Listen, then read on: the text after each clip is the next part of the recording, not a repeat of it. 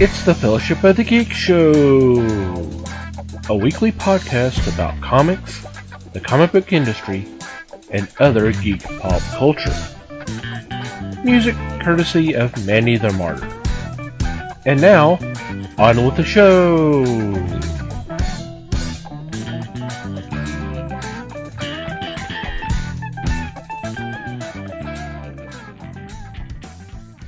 Hey there, everybody. It's the Fellowship of the Geeks podcast. My name is Thomas Chick, and joining me for this episode is Mike Marlowe. Hey, gang. Les Webster. Hello, all. And Liz Newman. Hello, everybody. How are y'all guys doing? Awesome. Growing gills over here. Growing gills. Scary thought, but okay. Right. It's been raining a lot. Yeah. A lot, yes. A lot. Not just a little, a lot. A lot. Mm-hmm. And not a lot of little. No, yeah, definitely not. Yeah. And not a little lot. Hope everybody out there is doing okay. So what's been going on in your corner of the galaxy? Okay, well, a couple things this week. One, I'm starting to do some prep for our summer D&D game, which it looks like is going to happen. Woohoo! I don't believe it happened last summer, but that's okay. But I think, and we're actually going to play D&D this time for a change. We're actually breaking down and taking a look at 5th edition. Should be fun. And so the other thing I did was I accidentally made myself sad this week. Aww. Yeah, I know. It was a little Did you weird. kick a puppy again? And no. The puppy kicked me. But anyway. No. The Piper paid him. Yeah, I wish. No, a friend of mine had reminded me of a comedian that I used to be pretty into. I don't know if you guys have heard of Tim Wilson. Mm-hmm. And now part of my deal was my exposure to Tim Wilson was purely audio. I just had a bunch of the albums. I didn't have. I had never seen him live or anything. But on a recommendation from a friend, I tracked down. He had a live show recorded from 2007. I found it on YouTube, and I watched it. And the reason it made me sad was because he died in 2014. And I was like, oh, God, he's been dead 5 years. And he was only 52 when he died. So I was like, it made me sad. I'm sitting there laughing my ass off at this special because it's hilarious stuff. If you wanted to look him up, his name, like I said, Tim Wilson, just Google him. You'll find him. He does drop an F-bomb here and there. So maybe don't listen when the kids are around, but yeah, I know, it's shocking, right? But he's got a sense of humor that I kind of get and relate to, despite him being very much more Southern than I am. But yeah, so really, really funny stuff. Did a bunch of stuff. He also, in addition to just being a stand-up, he also writes songs, which are very interesting and funny as hell. So definitely worth cool. checking out if you haven't heard of him. Funny stuff. But yeah, being reminded that he died 5 years ago, way too young, was to kind of bummed me out a little bit, but still funny stuff. Great way to open the show there, Mike. Mm-hmm. I sure know how to bring it down at the beginning, don't I? Make us laugh and then made us cry. Yeah, well, that's kind of how I felt too. So I was just sharing.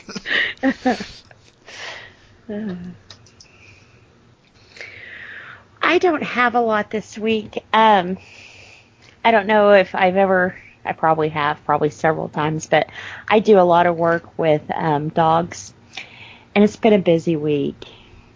So it's been a sad week, but then it's been a happy week too. So, but that's kind of taken all my time this week.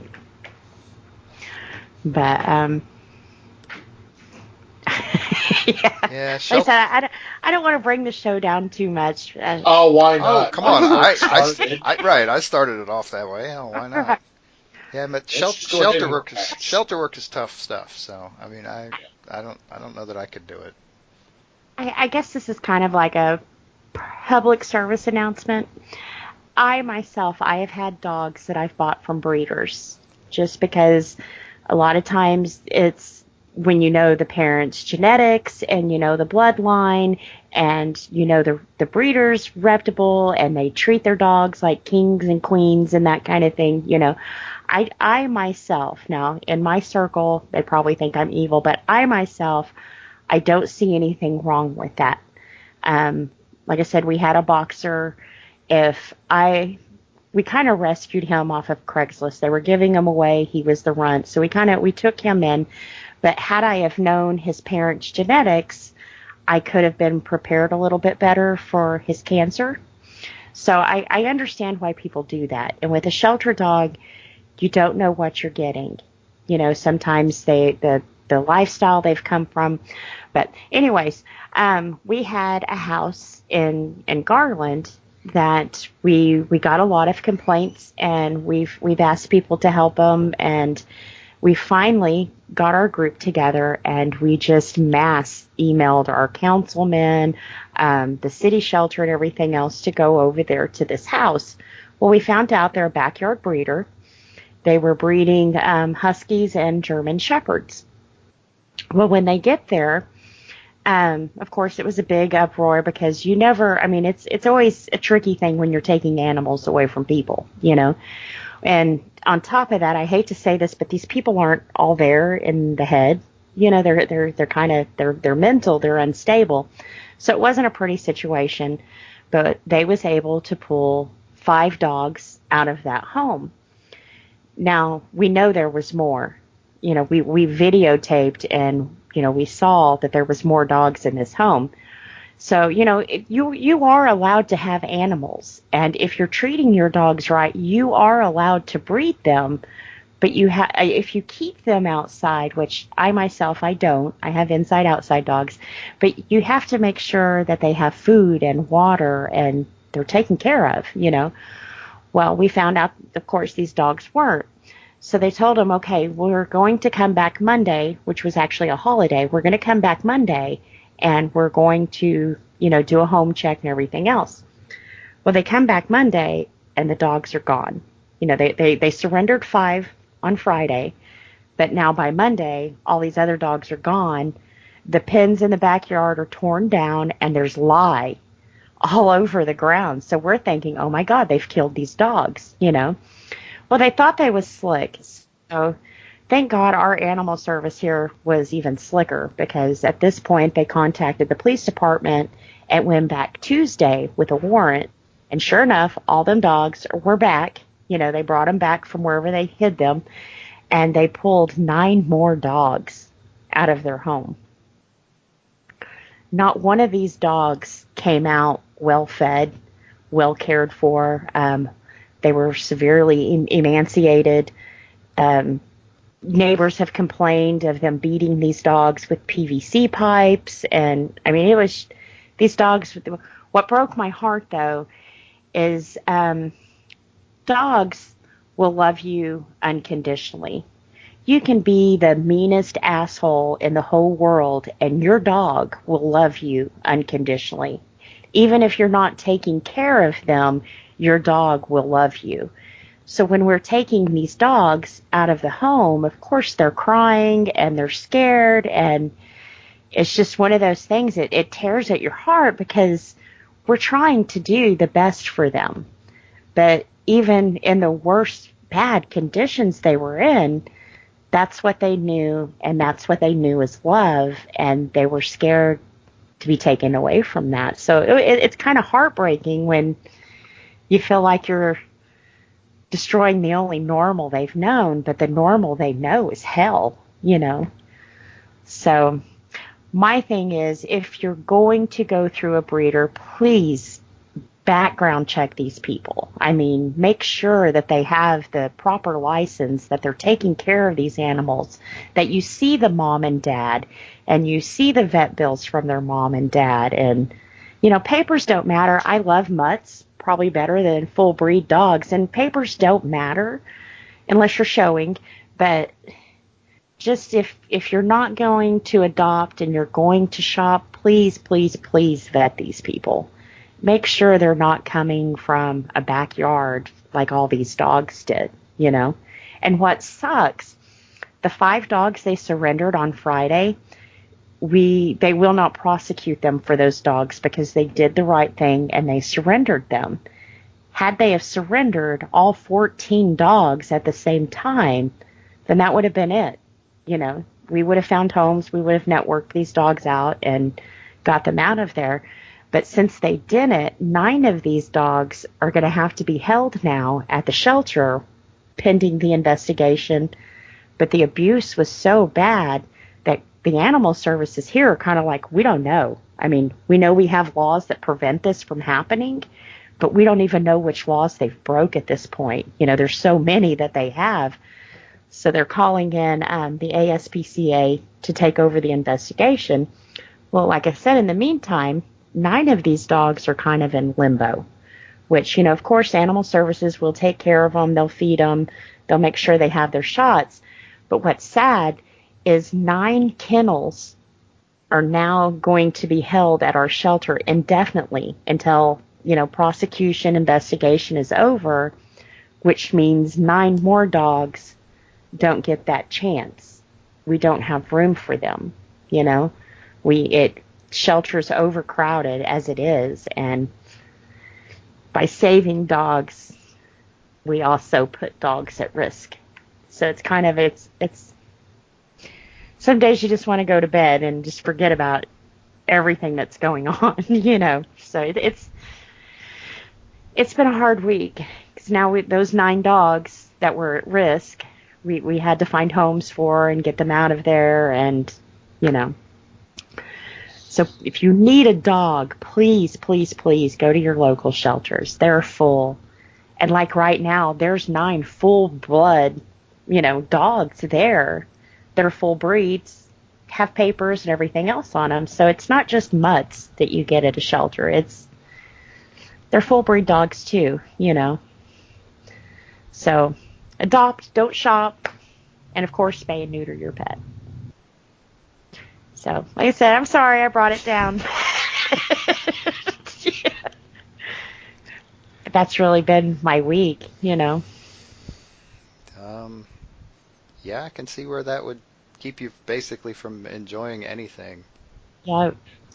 And crazy, now see, Meg, bless her heart, she does all the hard work. I couldn't have gone to that home and not killed somebody, you know.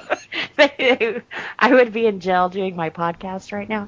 But I was talking to my son about it, and he comes over a couple of days later, and he goes, Mom, you're not going to believe this, because we've kept the address and everything away from everybody, you know, because we don't want people going and, Village Annie or anything. And he says those people live like a couple of doors down from where they used to live, where her parents still live. And I'm like, really? Because one of the things, okay, when the cops and everything else get to this house, Homeboy thought he was going to be slick and not come outside. You know, well, he put a big padlock on the fence so the cops couldn't get into the backyard to even check on the dogs. So the neighbor, bless his heart, he goes outside and he unscrews one of the panels on his side of the privacy fence to let the cops and everything else in, you know. So once the cops and stuff get in, then, you know, guy comes outside to talk to him, you know. But the neighbors who have complained and called these people in and helped the cops and everybody get back there and stuff, well, now their tires have been slashed. Their home has been egged, and, you know, just real petty stuff. And, of course, we know who's doing it, you know. But it was just kind of like, wow, I I know where this is, and we were there today, and the fence is still like halfway taken down and stuff. So it's like, wow, I did not realize this was right here, and it was that close to me, you know. But he's like, yeah, we knew they had dogs because you could hear them, you know. It's like, that's just. And I'm not saying people can't have outside dogs. If your dog has shelter and it has food and it has water and you love it and take care of it, there's not a problem having an outside dog, you know. But you just got to take care of them, you know. And if they're making you money, your dog should be taken better care of than your car, you know, especially if that's how you're making your money. So. Well, you'd think so, wouldn't you? Yeah, you would think. And like I said, all of these dogs are skin and bones, you know. But even if you're feeding dogs, can you imagine feeding 14 dogs a day? I mean, I go crazy feeding my 3. You know? But 14 dogs, you know they don't eat all day, especially if you've got one who wants to eat a little bit more. And, you know, that's a lot of dogs to take care of. And I thought the city had limits on that kind of thing. Or at least that's what Phil told me. He cut me off at 5. So I'm going to have to double check that now. No, don't do that to Phil. Five's enough. Well, we only have 3 now, though, so I can get 2 more. No. No, very, very small ones. Yeah. Tiny ones, tiny dogs. That doesn't mean bulk up on them. Right. Well, you know, my dogs are treated like royalty around this house. Oh, that I can believe. You know, we've heard that on the podcast. I mean, come on. Yeah. I mean, there are my babies. So my kids got old, my dogs didn't. So, but yeah, that's pretty much my week. Yeah. Yeah. Hey, Les, it's your time. Come on, Les, lighten the mood here, man. I don't know how to bring this up.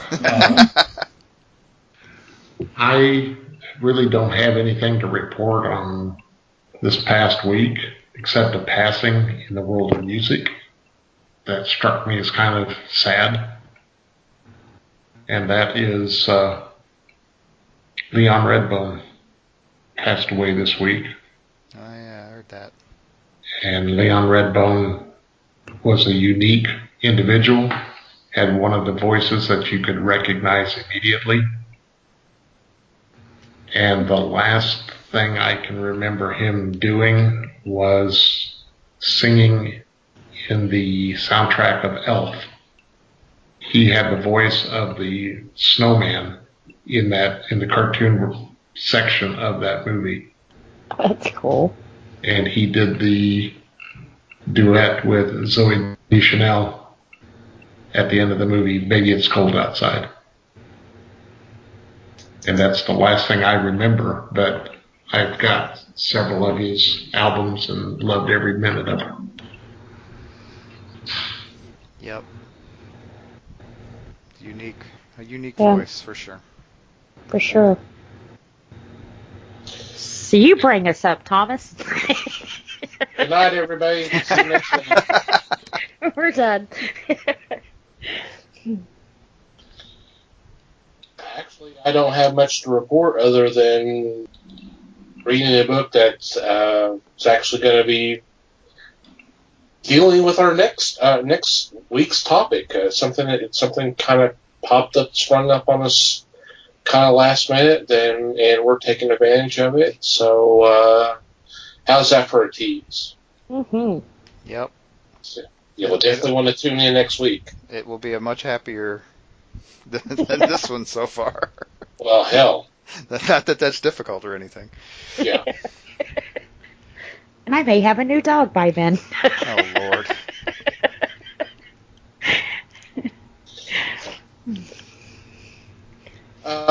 Before we get into this week's discussion, Obviously, we have our monthly meetups, but by the time this one comes out, we would have had it the night before. But we, for those of you who are familiar, but every second Saturday of the month, we have a meet and gab. And if you're in the Dallas-Fort Worth area, you're more than welcome to come join us. And we meet at Wing City, which is located at 1456 Beltline Road, Suite 120, and that's in Garland, and the zip 75044. It's always the second Saturday of the month at 7 p.m. You're more than welcome. We're out there, and we have some good food, and we have some great conversations. It's always been a fun experience, and I'm sure June will be the same way. And hopefully, y'all can make it to. If y'all don't make it for the June, July will be coming up before you know it. I'll have something posted on the website, which is www.thefellowshipofthegeeks.net, or on the Facebook page. We'll have a Facebook event set up as well. So definitely come check that out. We would love to see you. We would love to talk to you. So Yeah. And it's always a lot of fun and low key. Since somebody had asked me if we do our podcast there, and we don't. And there's no planned, subjects that we're going to talk about or anything. It's just a good time with good people, and whatever comes to mind is what we talk about, Yeah. Kind of like going to dinner with your family. That's just because you always bring your whole family with you everywhere. Pretty much. Yeah, Brandon is my entourage. But not my family. You don't want dinner with them. Yeah, I mean, we don't usually go in with a set number of topics to discuss. We want to discuss what's on your mind. Right. What are you interested in? What's got you thinking? What's got you going right now? And let's talk about that. Because y'all hear us talk every week. Mm-hmm. We want to hear from you. talk. Right. Damn if we want to have to plan something else. Come on now. We already planned this weekly thing. Jeez. We get all dressed up for it. Well, wait, y'all are wearing clothes? This time, yes.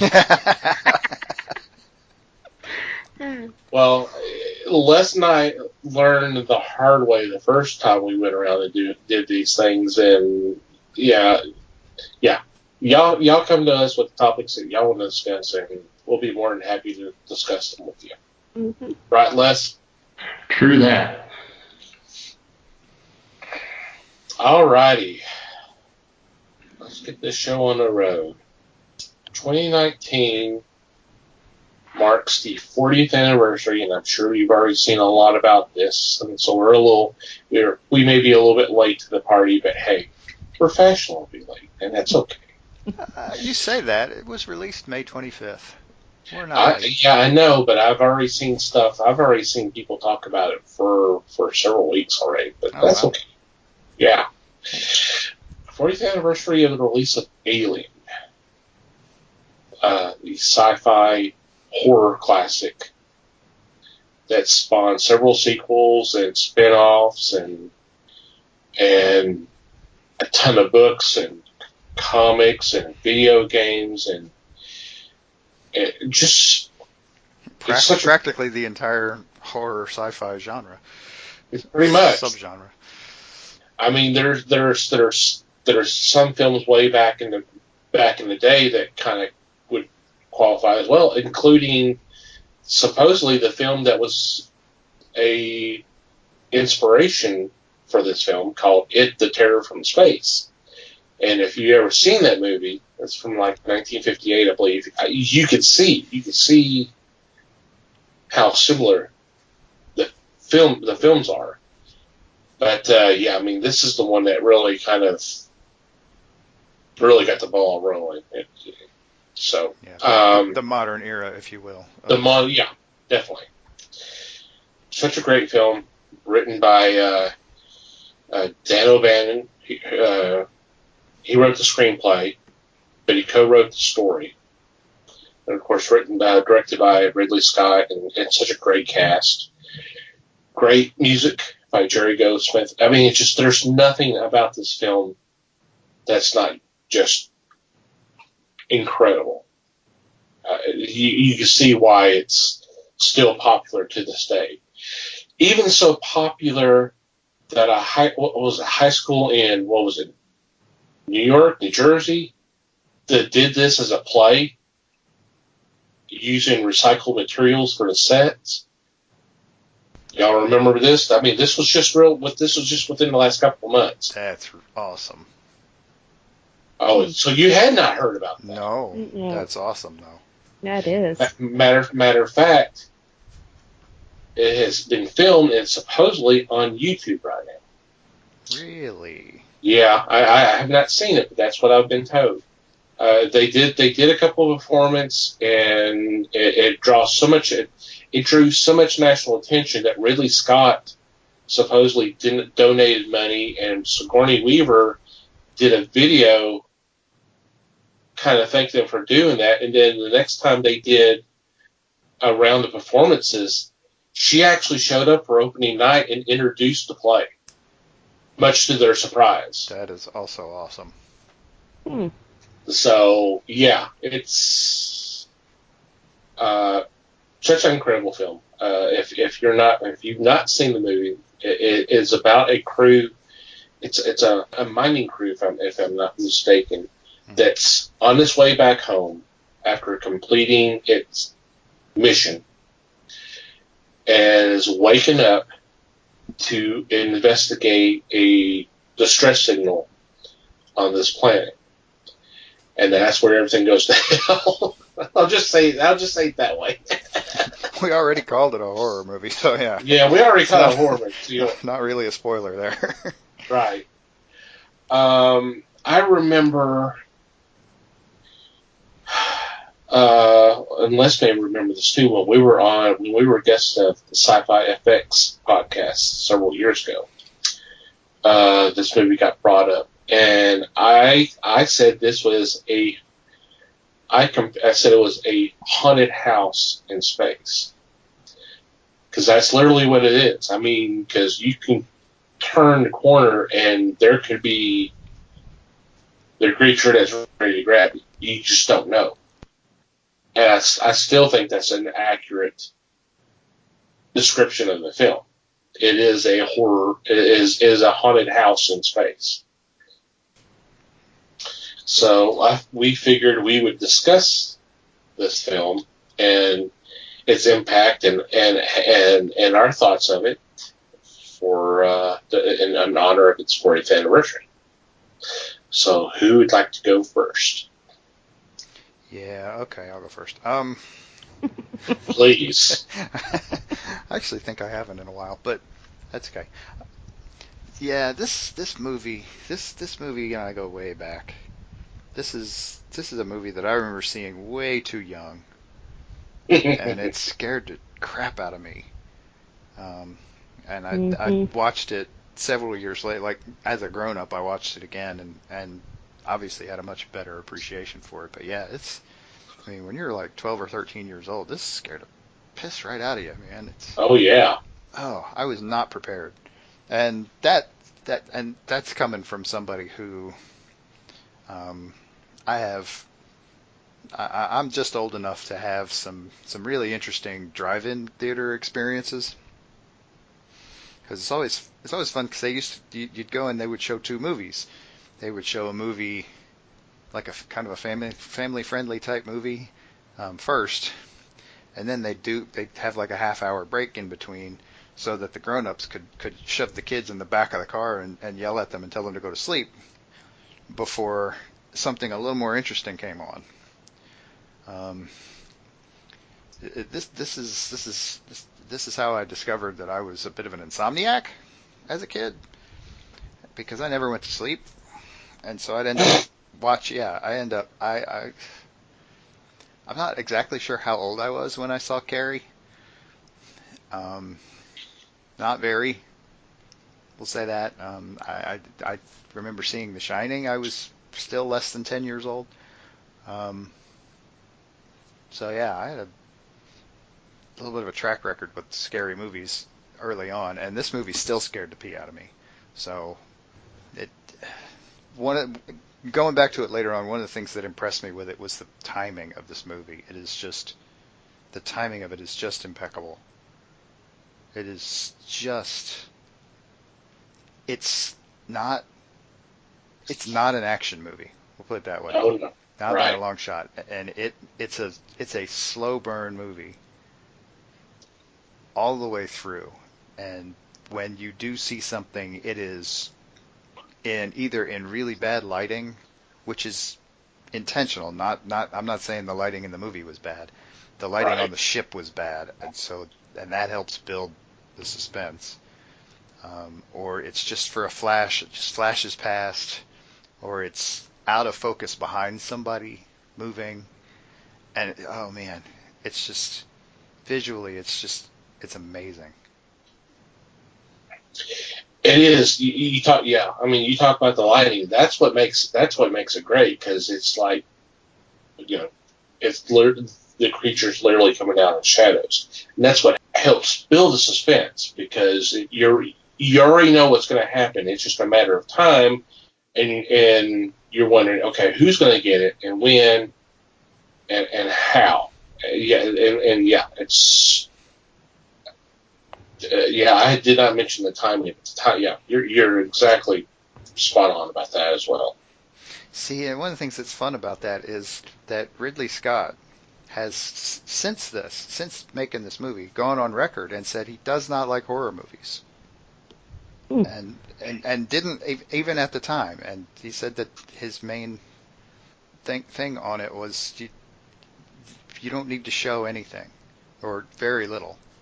Right. And yeah, I mean, this is a masterwork of that kind of mentality. Because we're great at freaking ourselves out on our own. Absolutely. Yeah. Our imaginations, it can be worse than anything that anyone comes up with. All we Yep. need is a few hints, and we will screw ourselves up. No problem. Mhm. So, how about you, Les? When Alien came out, I went and bought the book, read the paperback. I went and bought the graphic novel, read that. Then I went to see the movie. And I was just floored by it. I remember the afternoon that it opened, I told my boss that I was going to a doctor's appointment. You lied. It's true. I hope And he's one not of the- listening. It's worth risking that job. One of the secretaries there read the book. I said, here, you've got to read this. So she read it. And she told them that she wasn't feeling well. And we didn't leave at the same time. But Oh, good, because that would have been obvious. yeah. So we met at the movie theater and were floored. Because this was something that was different. It almost gave me feeling of Hitchcock in its suspense. And I thought this was a true winner. This was the basis of the monsters in space movies. Previously we had Star Wars, which broke new openings. But this one was different. This was not a happy-go-lucky movie. This was grim and gritty. The sets, like you said, were dark because in space, who's going to worry about the light inside your cabin? You're just there, you do your functions. But this one was spooky from the word go. Everything from finding the derelict spacecraft to transference of the egg, and then hell. And that's what it was. And it was hell. This is a movie that you sat through, even if you needed to take a potty break, you did not go in any way, shape, or form. You had to sit and watch this to see what was going to transpire, what was going to happen next, who was going to survive, and whoever did not survive, how did they go? It was just that precise in setting you up. I know it was a space movie, but you think about it, and it also gave feelings of, or it was, to me, it was somewhat of the basis for some of the scares that you get in a movie called Halloween. You didn't know where the next one was coming from. You didn't know what was around the corner from you. I thought it was truly effective. I thoroughly enjoyed it, still do. This movie got brought up real recently on our friend Cole Houston's. It was either his toy show, Isle of Toys, that's on DallasOnAir.com, or it was either the Rancor Pit. Because they were talking about Hasbro doing the Star Wars line originally, and it had to be the Rancor Pit, and they were talking about the success that it had with doing the Star Wars toys, and they were excited. They were really excited about doing the next line for this next sci-fi movie called Alien. Of course, everything was geared toward kids. And of course, this is not a movie for kids. So everything, whatever they produced was very rare. Because there was actually like a 12-inch Alien that they had produced that was going to be complete with the internal mouth that popped up when you kind of pushed the back of the head and all that. But that, they scuttlebutted all that when they realized, oh my God, this is actually a rated R horror film. We can't market toys to kids for a rated R movie. But somehow they did bubblegum cards, because I remember collecting some of them, not even knowing what the hell the movie was about. Wow.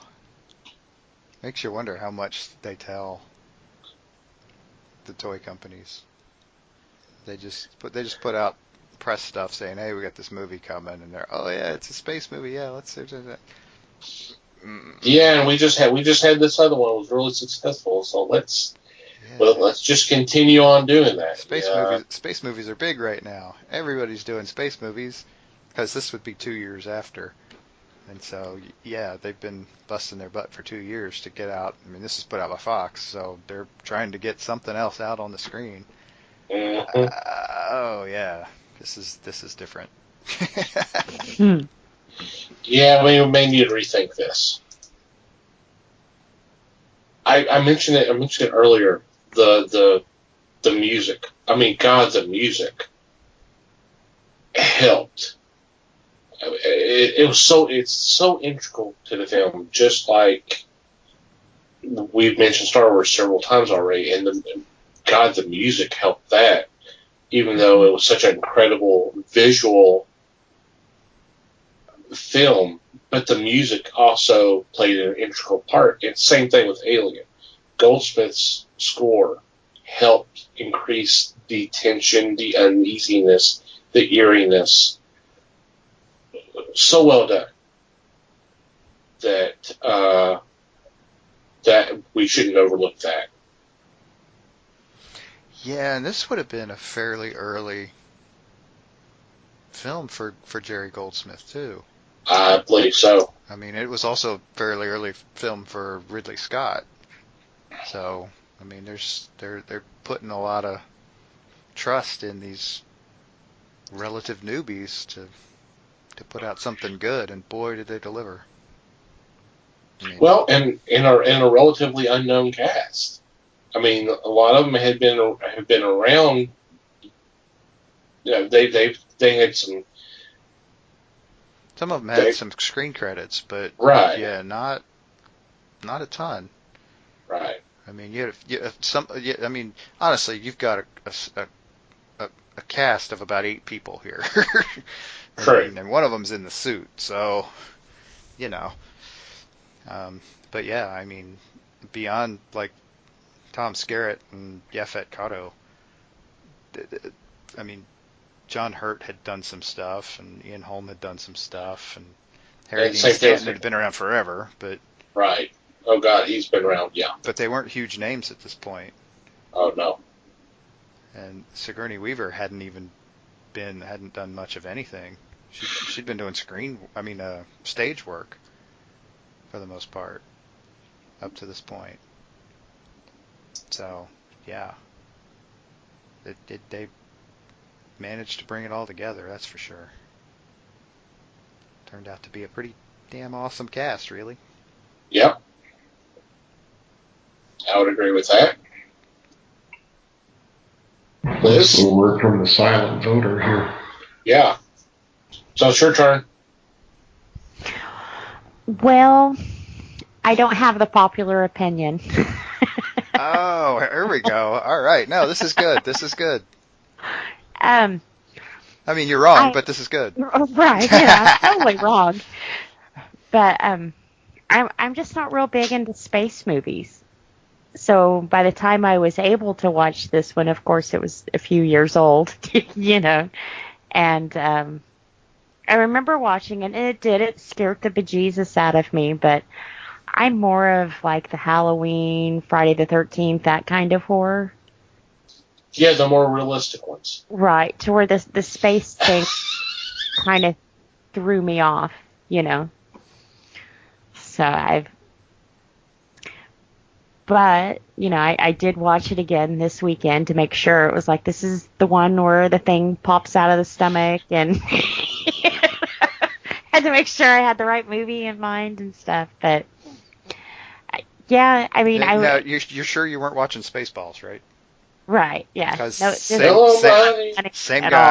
guy, same thing. Oh no, not again. Yeah, honestly, I don't think I would be into space movies, and I think I've mentioned this before, had it not been for Lucy Ball being part of Star Trek, and that's probably the most spacey I've really gotten. I like my feet on the ground. But I will have to say there was a couple of people that it was like, oh my God, I forgot they were in here. One guy was like the dad on Pretty in Pink. And it was like, wow. I think he was also, he's been a dad in a couple of shows. I think he was also the dad on Red Dawn.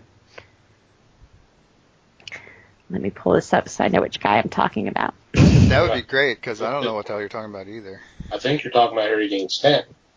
Yes, I think that is him. Oh, yeah. Yes. He's one of those guys that's been in everything. In everything, yeah. Yeah. And then you just see Sigourney so young. It was like, wow. And then I can't remember what his real name is, but it was Dallas in the show. Yeah, Tom Skerritt. Yeah. He's been in a lot that I remember him from and stuff, too.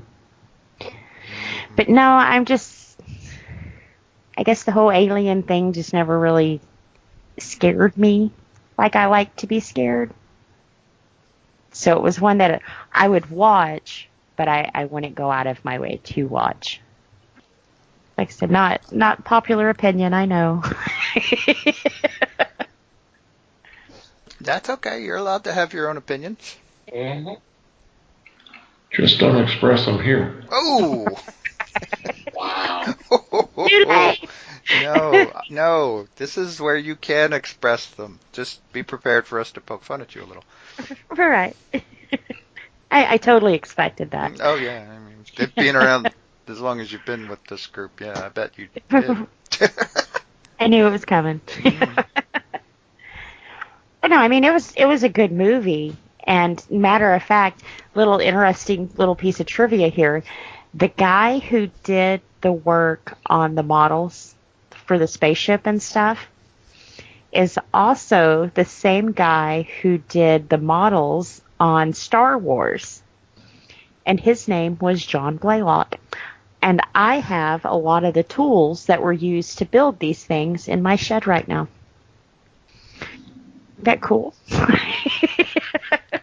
That is cool. Yeah. Strangely, yes, that is cool. Yeah. When he No. passed away, he gave it to his son, and he was like, other than knowing what they've worked on, I really can't use these. So he gave them to Phil because he knows Phil does a lot of woodwork and that kind of stuff. So I have a lot of the tools that were used on this and Star Wars. So, Dang. That's pretty nice. Yep. At what points were you scared? Each one of you?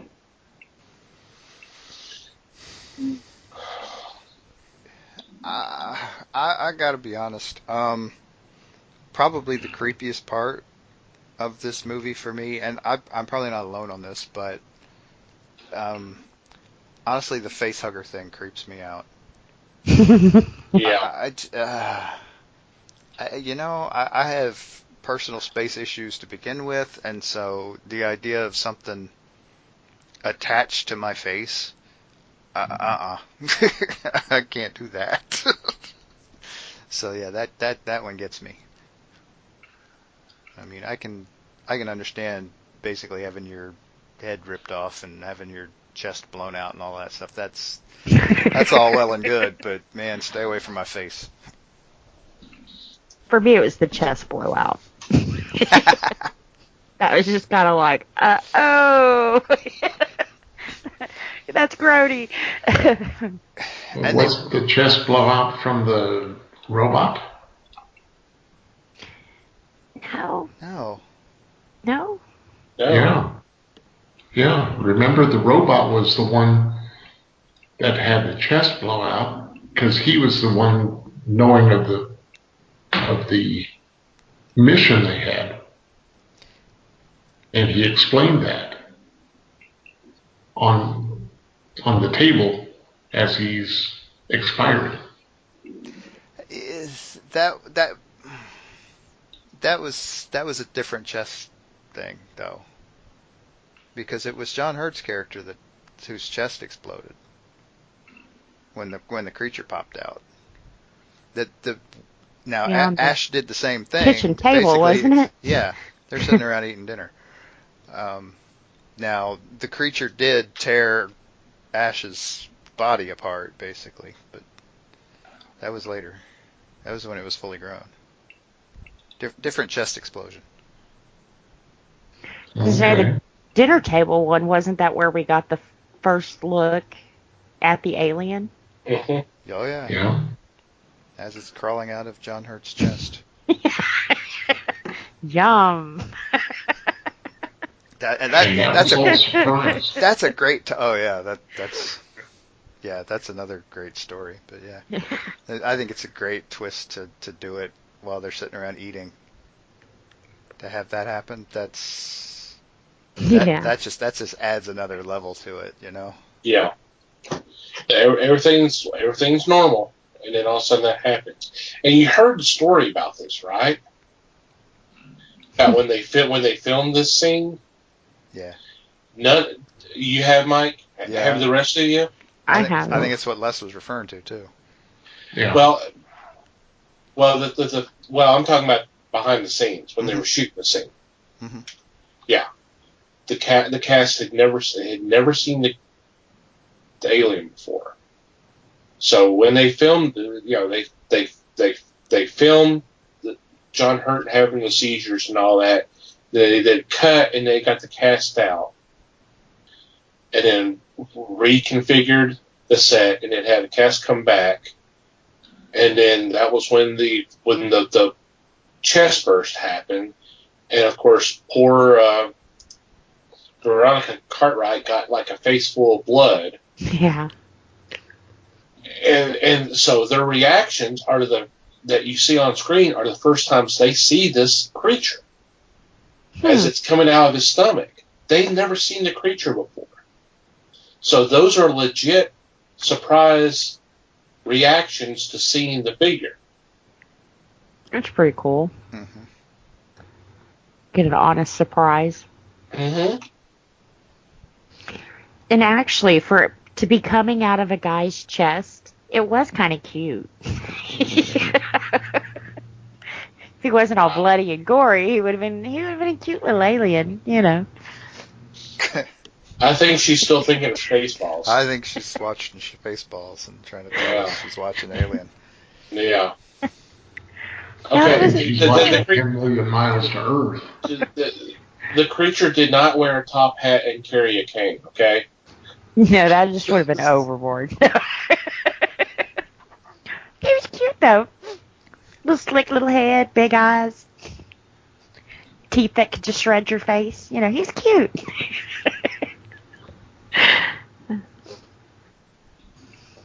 Yeah. We'll go with cute then. Okay. Yeah. Sure. Why not? Now his mama, on the other hand, she kind of ugly. We don't get into mamas until the second movie. But Yeah, Right. true. That's a totally different ballgame. And wasn't there an Alien versus Predator? Yeah. Okay. Yep. A Two couple. of them. So I remember Predator probably better than I do Alien. And there were 3 individual Predator movies. Yeah. Arnold was only in one of them, right? Yes. Right. He was in the original. The first one. I think that's the one I like. Oh, probably. But I was able to find this on my on-demand for TV because the Independent Film Channel is showing this right now, along with BBC America. So your cable company might have it on demand for the anniversary and stuff since they're showing it. But if you want to watch it on Prime or YouTube, it is a rental. Good to know. Yeah. In case they're looking. Okay. Any other thoughts about Alien? What did you think? I guess do you want to spend any time talking about Aliens, the sequel? Yeah. Tempting though it seems. Okay. No. That really is probably its own episode. I mean, that's It could a be. movie we could probably all go off on, Probably. even more so than this, just because it's. I mean, honestly, this is a movie that's kind of hard to go off on because it's such a. I mean, it's such a, like you said, haunted house type horror story. It's not. I mean, Aliens is easy because it's an action flick, and that's a totally different ballgame. Right. Yeah. This is a much more quiet and subdued thing. But is the second one where that little one comes out of the big one's mouth and like licks her face? No, that's Okay. this one. Is it? Yeah, I believe so. I thought that was in the one where she's already shaved her head. Shaved her head. Are you thinking about Alien? Are you thinking about Shaved Her Head Alien was 3. Okay, but- and maybe it was you 3. know, To be honest, I wouldn't be surprised if there were similar scenes in all of them. Just Probably. because. Yeah. It's possible. If so, it's because this one made it iconic. Mm. Okay. Well, any final thoughts before we wrap things up for this and take a quick break? Obviously, go watch this movie if you have not. It is Right. It is ranked by the American Film Institute as the 7th best film in the science fiction genre ever. Huh. So Now it'd be interesting to find out what are ranked before it. it would. I did not look that up, but No, I don't expect you to. But it's something to do on You my failed own at time. research. there you go. No, I didn't. Jeez, the point here was a tease, not to plug some other movie. Jeez.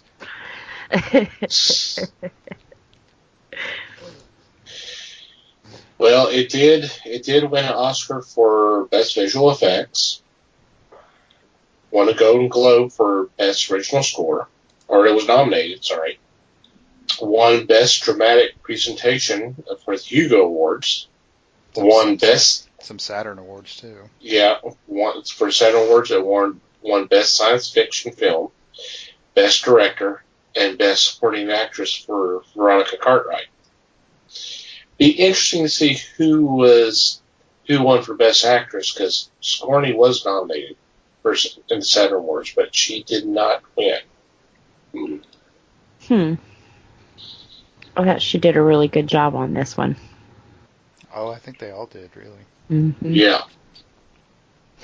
Well, and one of the other things too, sci-fi movies during this time, sometimes they could hit the cheesy factor with their special effects and that kind of thing. Just Sometimes. Just a little. About 98% of them. Right. But this one, in the ship and close-up scenes, you didn't get that cheesy vibe, which I really, really enjoyed. Like coming out of sleep and those cryovac things, it's like, I could see them using that today,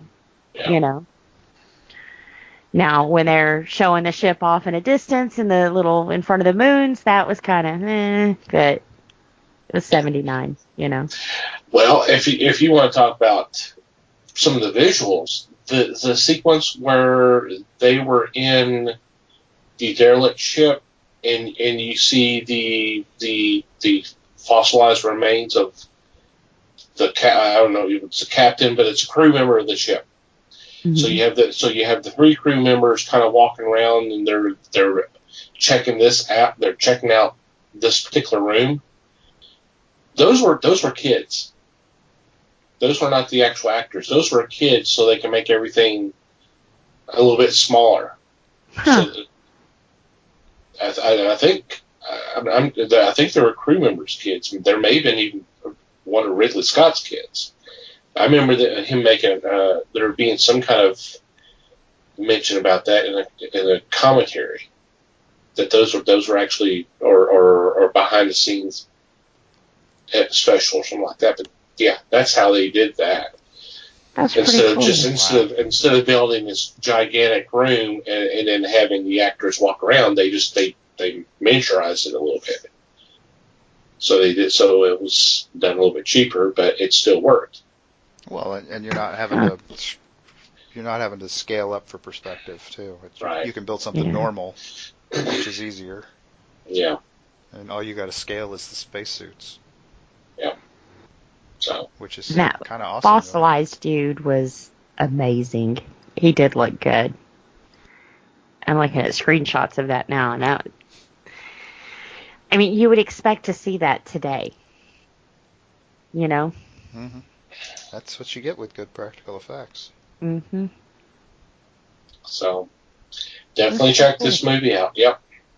Definitely check this movie out. All right, on that note, we are going to take a quick break and be back with our weekly picks.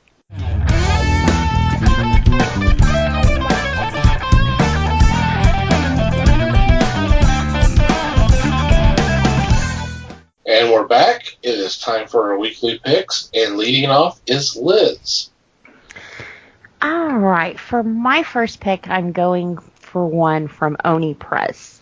It's Rick and Morty Presents Mr. Meeseeks. If you're waiting for the new season like I am, these are supposed to be little one-shots to kind of hold us over till they get their act together and get the new season going. I believe the last one... Well, you said that politely, too. I'm impressed. It's only been a year, Um, the first one they did was Jerry, and I think they've done Unity. You know, these are all one-shots on the characters, and this one's Mr. Meeseeks. Now, they've had one episode, and Mr. Meeseeks, he comes from a box, and you press it and you ask it a question, and it has to find your answer or help you before he just poofs and disappears. So, of course, Jerry wanted to learn how to play golf, and you can't teach Jerry anything, so he just kept more, it was crazy. So on this one, they're actually asking Mr. Meeseeks what's the meaning of life.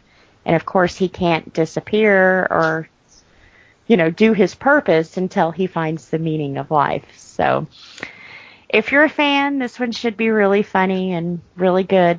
I think Mr. Meeseeks was probably one of the best episodes of Rick and Morty. So it's nice to see it get a one-shot. Sounds like fun. Yeah. Who isn't curious about the meaning of life? I mean, come on. Right. Well, we know the meaning of life. Monty Python told us. Yeah. They did. Right? Yes. I thought it was 42. Now that's the answer to the question of life, the universe, and everything. Oh. Very, very similar concept, but At my age, they all run together. I'm so not touching that one. Yeah. Yeah. Come on, I dare you. Talk about baiting, jeez. Really. Alrighty, Mikey. Okay, I'm next, and I have an image title. I am picking Outer Darkness, number 7.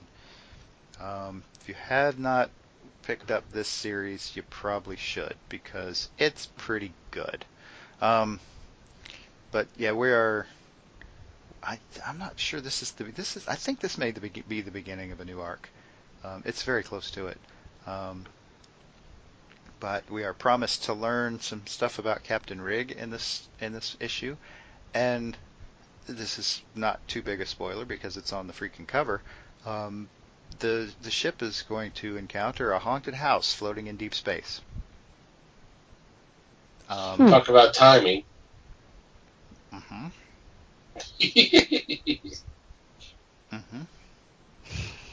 Which makes this, again, like you said, it's a good connection. Because this is, I'm not sure I'd call this a horror story. It is definitely not a comedy.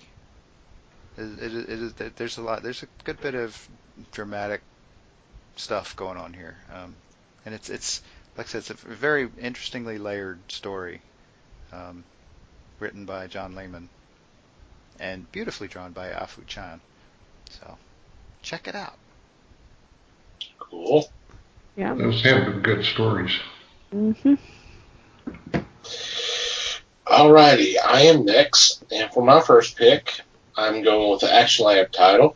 It's one that we have talked about before. It is Spencer and Locke, Volume 2, Issue number 3.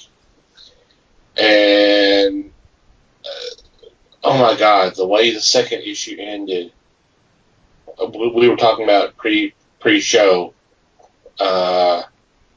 It's a what did we say was a holy shit moment? It's like, holy shit, they're gonna go this way, or yeah, it was either holy shit they're doing this, or holy shit, why are they doing this? Right. So we gotta get this issue to find out what how things are gonna go from here, because it's been crazy. We got Spencer and Locke going after Roach Riley and the Sarge, and like I said, after the event, after that last page of number 2, things have just went to 11. So got to know what's going on. Yep, this is a really, really intense series in all the right ways. Yeah. Alrighty, Les. My first choice comes from Dynamite Entertainment. This is the crossover Barbarella Deja Thoris, number 4. This is the finale of this series, and in it, this is going to appeal to Mike because they must rearrange events of the past. Time travel, woohoo! To figure out their respective ways home. It's been a very tight-writ series, so it's not lacking in anything. It's just going to be interesting how they determine the outcome. Obviously, they will end up at their own places, but how do they use the time stimulus to do so? I'm in on this for sure. I do love both characters, and I think this will be a good finale for it. It's cool. Yep. Another fun crossover from Dynamite. Yeah, definitely. Yeah, they've been when it's been coming to the crossovers, can't really complain too much about them. I mean, they've been working for rather well. Yep. Alrighty, Liz, you're up again. All right, for my second pick, it's coming from Image Comics. It's called The Ride, Burning Desires. This will be a 5-part series, but it's their 15th anniversary. This one will follow, I think the first one followed, wasn't it a car? I didn't read the first series. I'm going to have to check that one out. I should have known from a 15th anniversary that it was celebrated, but I didn't. Unfortunately, I didn't look into the older issues, which I heard was really good. But this series will follow a ex-PD detective named Samantha, who she took a plea deal for murder and served her 15 years, which I guess, I don't know, maybe was she in the original one, but 15 years now, she's out of prison. Her cop buddies want to see her fail and go back in there, I guess because they look at she betrayed the blue line, you know. But she works as a bouncer at an exotic club where a bunch of mobsters and stuff come in, and should be interesting because she's kind of the middleman on this, trying to keep clean to stay out of prison again. So, but the main thing that caught my attention on this is Adam Hughes, who probably does one of the best woman's body covers ever, is doing the covers for these. So, one comic book store was lucky enough to get the virgin print with none of the lettering or anything on it. So if you're lucky enough to get one of those in your hands, hang on to it. But they're beautiful covers. And I think the story will suit the covers as well. Beautiful story, beautiful covers. Check it out. The first series was really good, and the first series featured Brian Stelfree's covers. So I would say that this will be a good one too. I'm looking forward to this return. Now, was the first series about a car? Is that what I was reading right? Yeah. Yeah? Yeah. So was it like different stories or one ongoing story? It was one ongoing story. One ongoing. That's cool. I will definitely have to go get the first series. I'm sure it's available in trade somewhere. Mm-hmm. Oh, I'm sure. Yeah, probably. Alrighty, Mike. Okay, so my second pick is a little bit different. I am going with a Storm King Productions title. This is John Carpenter's Tales of Science Fiction, Surviving Nuclear Attack, #1. And this is kind of a two-pronged story, I believe. We've got a group of hunters who find a apparently lost fallout shelter in the present day, and they go into it and start finding all this interesting stuff about the family that occupied it at one point. So it seems like we're going to get some interesting present day stuff and maybe some flashbacks into the 50s and a whole bunch of Cold War stuff. I think this is going to be a whole lot of fun. Sounds like it, definitely. Yeah. I do like that. Alrighty, I am next. And for my second pick, I am picking a book that involves Mikey's favorite thing, time traveling. Woohoo!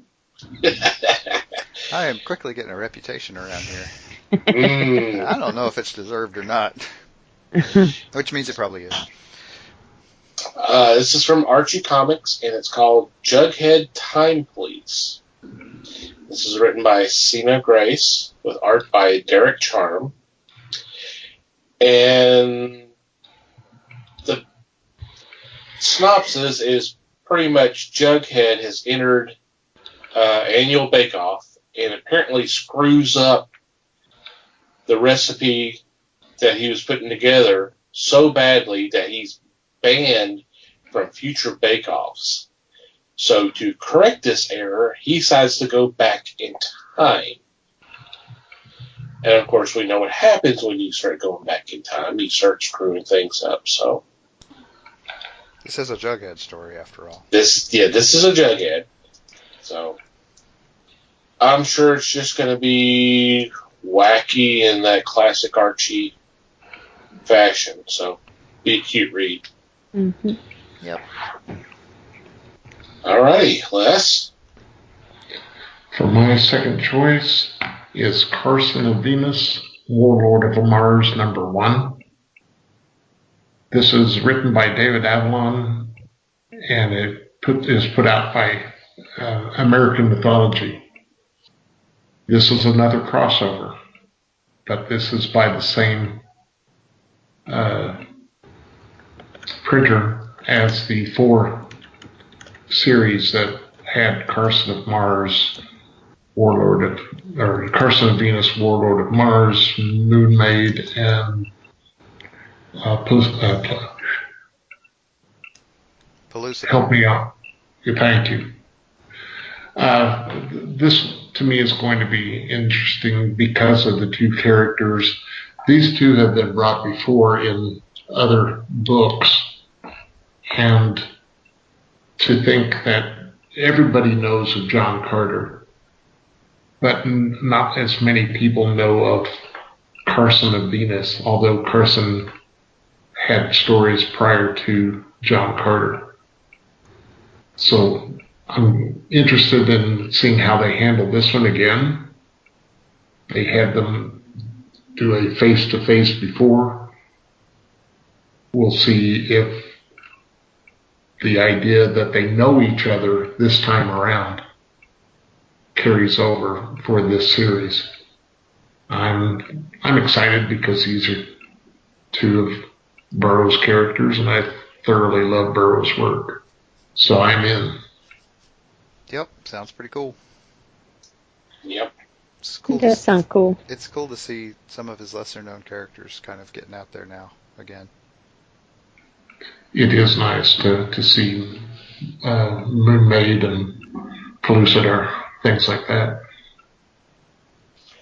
And our honorable mention this week. Alrighty, our honorable mention this week is from Marvel Comics, and I'm, I guess, kind of in a way jumping on Liz's bandwagon. Last week she picked an art book, and this week I'm throwing out an art book here.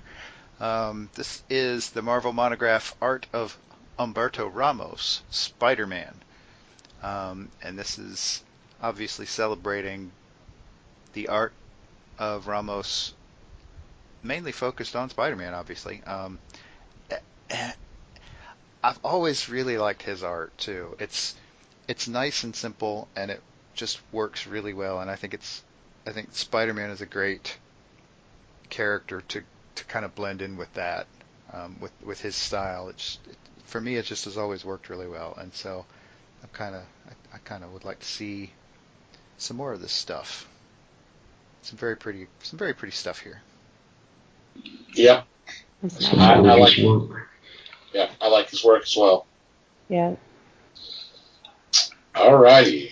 Any special mentions or shout-outs this week? Not me. Okay. All right, well, we'll move on to our regular shout-outs. First off, we want to thank Pop Goes the Culture for allowing us to be part of their podcast network. Definitely go check out all these great shows that we are associated with. We'll have a link in the show notes. So thank you, fine people. Also, want to thank Potter and Family for spreading the word of the fellowship on Twitter. Boy, I'm starting to get tired here. I like that. It's starting to sound like Les. We definitely want you to check out their fine work, and the best way to do that is do a search. Hashtag Potter and Family, that's all one word, and just scroll down, and whatever catches your fancy, just click on that link and download that episode. Thank you guys for your support. Manny the Martyr for supplying the music to our podcast. We'll have a link. Obviously, there's going to be a link in the show notes so you can check out their fine music. Thank you guys very, very much. And finally, you, dear listener. Thank you for downloading and listening to today's episode. We love to hear from you. If you have any particular feedback, your questions, comments, suggestions, complaints, observations, whatever, we'd love to hear from you. There's several ways you can do that. Email at thefellowshipofthegeeks.net is our email address. Or you can go to the website and click on the About Us tab, and there's a contact form that you can fill out. You can contact us through our social media, and by all means, follow us. We're on Facebook, as I previously mentioned, the Fellowship of the Geeks, and on Twitter, we are at Fellowship Geeks. If you like to follow our personal Twitter accounts, by all means, do so. Mike can be found at Mikey Geek. Liz can be found at LN_Geek. And I can be found at TomTCGeek. Wherever you download our episodes, if you would be so kind as to rate and review our shows, that would be greatly appreciated. Anything else before we say goodbye? Just thanks, everybody. Thank you, everybody. Thanks for listening. Thank you for listening, everybody. We do appreciate your support as always. And until next time, geek on, my friends.